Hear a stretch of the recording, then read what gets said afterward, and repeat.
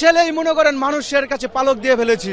আমি পারি না 10 টাকার চাউল কিনে নিয়ে যেতে, পারি না 10 টাকার বাজার কিনে নিয়ে যেতে, পারি না মনে করেন মা বাবার জন্য তেল সাবান কাপড় চোপড় কিনতে।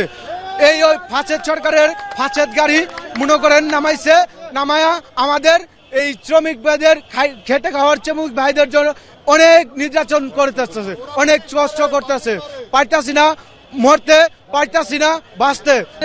বৃষ্টি হয়ে যায়, এই আমরা রোডে খ্যাপ পাই না, বুঝলেন? অবৈধ রিক্সা আমরা দাবি করি এটা বন্ধ করুক। অটো রিক্সা একটাই সমস্যা হচ্ছে, 1 নম্বর হচ্ছে বিদ্যুৎ। আমাদের গাড়ি করে ছেলে মেয়ে লেখাপড়া করতে গেলে কারেন্ট থাকে না, ব্যবসা বাণিজ্য করতে পারে না। 2 নম্বর হচ্ছে অটো যেভাবে রোডে বেরোইছে, মেন রাস্তা মেন সড়কে চলতেছে, মেন সড়কে চলাকালীনই প্রত্যেকটা জায়গায় প্রত্যেকটা মুহূর্তে অ্যাক্সিডেন্ট ঘটতেছে।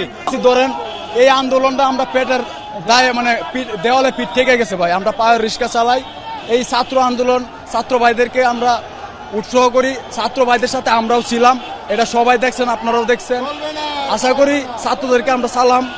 আর অটো রিক্সাটা কিভাবে আপনারা বলতেছেন অটো রিক্সাটা ক্ষতি করতেছে, এইটা অটো রিক্সাটা আপনার অ্যাক্সিডেন্ট দুর্ঘটনা একটু বেশি করে, যাত্রীরা ঠিক আছে একটু কমে ভাড়া পাই, কিন্তু একটা দুর্ঘটনা সারা জীবনের কান্না। আমরা রিক্সাটা ব্যালেন্স আছে, ব্যালেন্স ঠিক রাখিস, আর ওরা মনে করেন কোনো